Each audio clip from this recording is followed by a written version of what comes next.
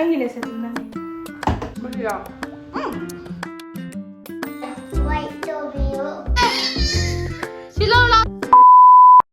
Hi guys, meow this is a vlog ama dum nam gito ay hamay mut kre na tawi khali jiga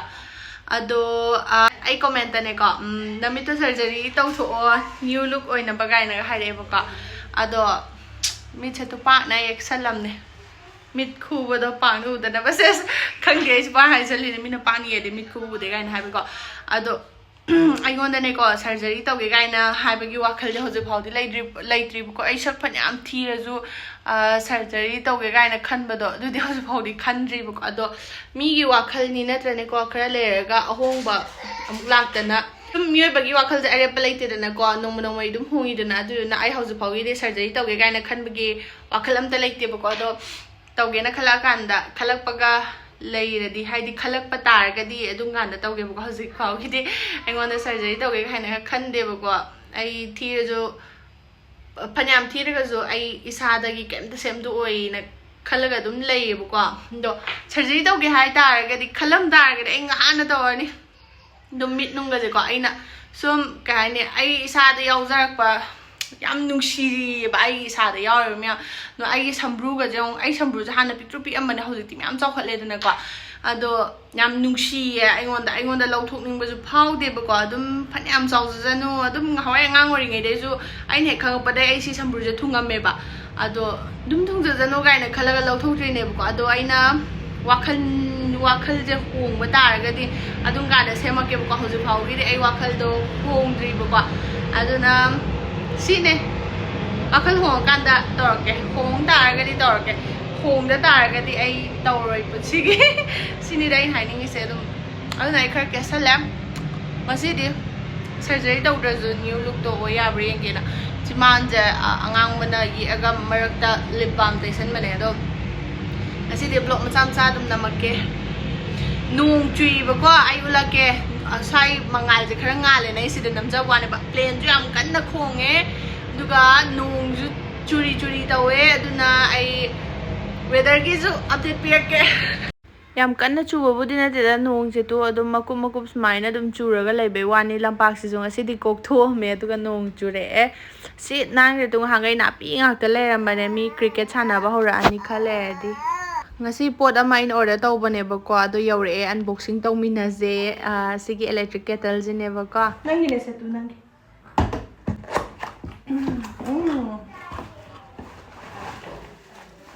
dalai re le ko masai am thina la ba ina pam ba ne ko hai amu bu smai na tu sio hazabra sa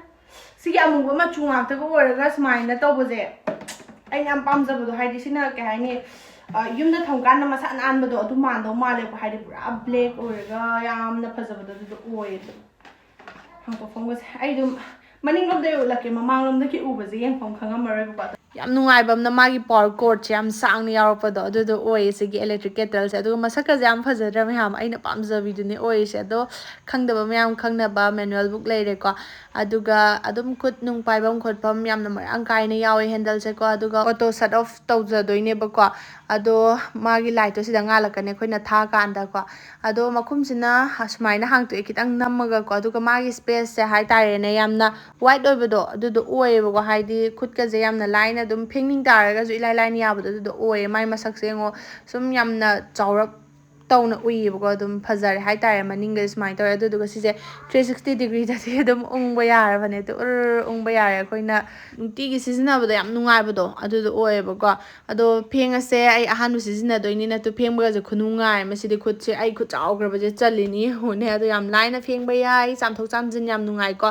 ado ising 1.8 liter ni ko sida chalise aduga sizina basu yamna nungai ba do adu oi adu di lumase thagat khare red light nga le ising sare ba ko duna heaven gi select pira ke ba ko select le ma si je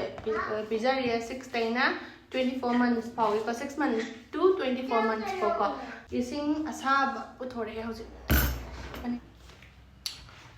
heaven gi han u demo delay there let's say ꯑꯗꯨꯒ ꯃꯥꯒꯤ ꯂꯦꯌꯔꯁꯦ double layer ꯑꯣꯏꯕꯅꯤꯅ ꯃꯄꯥꯟꯗ ꯑꯁꯥꯕ ꯑꯝꯇ ꯐꯥꯎꯗꯕꯗꯣ ꯑꯗꯨꯗꯣ ꯑꯣꯏꯌꯦ ꯑꯗꯨꯒ auto ꯁꯠ ꯑꯣꯐ ꯇꯧꯅꯕ ꯃꯁꯥꯒꯤ ꯃꯦꯆꯤꯟꯁꯨ ꯑꯗꯨꯝ ꯌꯥꯎꯖꯩꯕꯀꯣ ꯊꯝꯈ꯭ꯔꯒꯦ ꯑꯗꯨꯒ ꯑꯩ ꯅꯨꯗꯜꯁ ꯆꯥꯒꯦ ꯑꯩꯅ ꯁꯤꯁꯦ ꯌꯦꯔꯨꯝ ꯐꯨꯠꯄꯁꯨ ꯌꯥꯕꯅꯦ ꯑꯗꯣ ꯑꯗꯨꯏꯁꯨ ꯑꯩꯗꯤ ꯐꯨꯠꯅꯔꯔꯣꯏ ꯑꯩꯒꯤ ꯌꯦꯔꯨꯝ ꯐꯨꯠꯅꯕ ꯂꯩꯔꯕꯅꯤꯅ ꯍꯧꯖꯤꯛꯇꯤ ꯇꯣꯉꯥꯟꯅ ꯑꯗꯣ ꯍꯧꯖꯤꯛꯁꯤ ꯆꯥꯔꯅꯤ ꯁꯤꯅ ꯏꯁꯤꯡ ꯂꯨꯝꯅꯕ ꯈꯤꯇꯪ ꯊꯝꯒꯦꯕ ꯑꯩ ꯖꯔꯅꯤꯒꯨꯝꯕ ꯆꯠꯂꯁꯨ ꯄꯨꯅꯕ ꯈꯣꯠꯅꯕꯀꯣ ꯆꯠꯂꯒꯦ ꯑꯣꯀꯦ ꯂꯩ ꯌꯧꯔꯦ ꯑꯩꯁꯦ ꯂꯣꯏ ꯁꯦꯠꯇꯣꯛꯈ꯭ꯔꯦ ꯍꯥꯏꯕ ꯃꯈꯨꯝꯗ ꯈꯨꯝꯖꯤꯜꯂꯒ ꯊꯝꯒꯗꯕꯁꯦ ꯌꯥꯔꯦ ꯑꯅꯤꯗꯤ ꯁꯨꯔꯦ ꯍꯦꯚꯟꯒꯤ ꯑꯩꯒꯤ ꯑꯗꯨꯒ ꯍꯣꯔꯦꯟ ꯍꯦꯚꯟꯒꯤ ꯊꯛꯅꯕ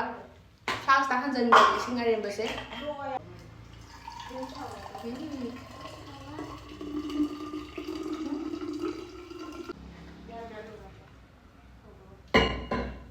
ꯑꯗꯣ ꯃꯌꯥꯝꯁꯤꯒꯤ ꯏꯂꯦꯛꯇ꯭ꯔꯤꯛ ꯀꯦꯇꯜꯁꯦ ꯄꯥꯝ ꯇꯥꯔꯒꯗꯤ ꯃꯥꯒꯤ ꯂꯤꯡꯛꯇꯣ ꯗꯦꯁꯀ꯭ꯔꯤꯞꯁꯟꯗ ꯍꯥꯞꯄꯝꯒꯦꯕꯀꯣ ꯆꯦꯛ ꯇꯧꯕꯤꯔꯣ ꯃꯥꯒꯤ ꯃꯁꯛꯇꯣ ꯀꯩ ꯍꯥꯏꯅꯤ ꯌꯥꯝꯅ ꯐꯖꯕ ꯍꯥꯏꯗꯤ ꯌꯨꯝꯗꯒ ꯊꯝꯀꯥꯟꯗ ꯌꯥꯝꯅ ꯅꯥꯟꯕ ꯑꯇꯥꯡꯕ ꯄꯣꯠ ꯃꯥꯟꯕꯗꯣ ꯀꯩꯁꯨ ꯀꯥ ꯍꯦꯟꯅ ꯇꯥꯡꯕ ꯄꯣꯠ ꯅꯠꯇꯦꯗꯅꯀꯣ ꯇꯥꯡꯕꯒ ꯃꯥꯜꯂꯒ ꯐꯖꯕꯗꯨꯗꯣ ꯑꯣꯏꯌꯦꯕꯀꯣ ꯑꯗꯣ ꯄꯥꯝꯃꯒꯗꯤ ꯗꯦꯁꯀ꯭ꯔꯤꯞꯁꯟ ꯆꯦꯛ ꯑꯥꯎꯠ ꯇꯧꯕꯤꯔꯣꯀꯣ ꯂꯤꯡꯛ ꯂꯣꯏꯅꯃꯛ ꯌꯥꯎꯔꯕꯅꯤ ꯊꯥꯡꯗꯈ꯭ꯔꯒꯦ Hi guys Hi guys. Like tꯧꯕꯤꯌꯣ ꯍꯦ Like tꯧꯕꯤꯌꯣ. Mama nungsibro hangो Mama ichiye. Nate mayamda mama nungsibro hay Mama ichibo. Mama min kai kawin thai Mama kajo koye. de masak se thai ni gi hero yam hale Ya agumacha ya hobi de dai no nam nam no sa yo Tumaya sa ko si janing de si ni ma janing ni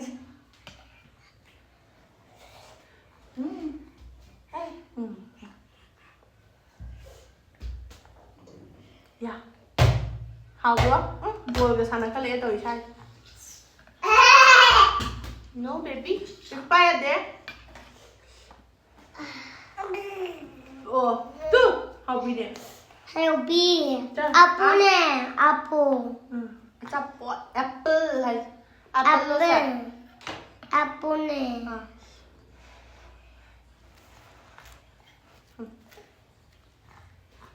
Baby.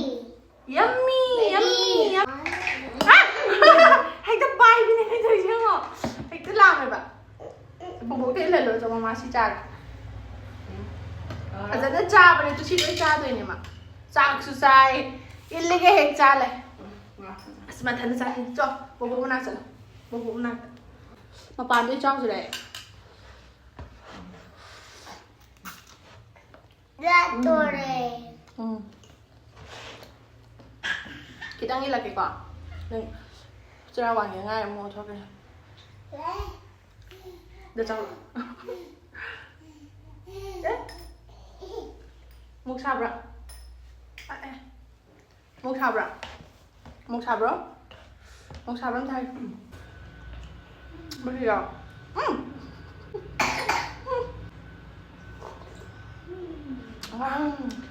Heaven đi lùi nó cha bên lùi đấy có ấy lùi tay đây Tum cha tốt vào đây lùi nè Hi guys ngasi mình mang cái chuồng nữa lên đi bà sẽ ghi cha Heaven cầu ý anh bi ú mà hàng cái chuồng đây dung dung lời sẽ thân trái la xí lo xe xí lo la tu xí lo la la la acting ज्यादा इसके नुमान तो acting जो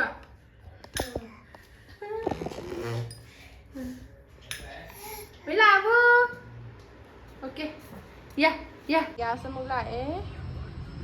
Tu Hangkat pira anis maina Sumaina yung bau thilak panina gas nung lau tholo sin daw way di am nungai ba ko ꯑꯗꯣ ꯑꯩꯈꯣꯏ ꯁꯥꯏ ꯂꯩꯇꯕꯅꯤꯅ ꯑꯩꯅ ꯑꯗꯨꯝ ꯊꯥꯡꯖꯜꯂꯦ ꯌꯥꯝ ꯁꯥꯡꯅ ꯊꯥꯡꯖꯟꯕ ꯅꯠꯇꯦꯗ ꯀꯤꯠꯆꯟ ꯐꯥꯎꯗꯪꯅꯦ ꯑꯗꯩꯗꯤ ꯑꯩ ꯒ꯭ꯔꯤꯟ ꯇꯤ ꯑꯃ ꯊꯛꯆꯜꯂꯒ ꯄꯣꯊꯥꯔꯒꯦꯅ ꯑꯩ ꯒ꯭ꯔꯤꯟ ꯇꯤ ꯑꯃꯨꯛ ꯊꯛꯀꯦ ꯇꯩꯅꯦꯕꯀꯣ ꯉꯁꯥꯏꯒꯤ ꯑꯒꯥꯔꯣꯒꯤ ꯏꯂꯦꯛꯇ꯭ꯔꯤꯛ ꯀꯦꯇꯜꯗꯨꯗ ꯂꯨꯝꯃꯒ ꯁꯤꯒꯤ ꯑꯒꯥꯔꯣꯒꯤ ꯏꯂꯦꯛꯇ꯭ꯔꯤꯛ ꯀꯦꯇꯜꯁꯦ ꯃꯁꯛꯁꯨ ꯐꯖꯕꯅꯤꯅ ꯃꯌꯥꯝ ꯑꯩꯅ ꯈꯟꯕꯗ ꯄꯣꯄꯥꯡꯒꯨꯝꯕ ꯏꯃꯥꯟꯅꯕꯤꯗ ꯄꯥꯡꯊꯣꯛꯄꯗꯀꯣ ꯌꯥꯝꯅ ꯃꯣꯏꯅꯁꯨ ꯍꯔꯥꯎꯗꯧ ꯃꯥꯜꯂꯦꯕꯀꯣ ꯑꯗꯣ ꯑꯩ ꯂꯤꯡꯛꯇꯣ ꯗꯤꯁꯀ꯭ꯔꯤꯞꯁꯟꯗ ꯍꯥꯞꯄꯕꯅꯦ ꯆꯦꯛ ꯑꯥꯎꯠ ꯇꯧꯕꯤꯌꯣ ꯉꯁꯤꯒꯤꯗꯤ ꯚꯤꯗꯤꯑꯣꯁꯦ ꯂꯣꯏꯁꯤꯜꯂꯒꯦ thank you for watching by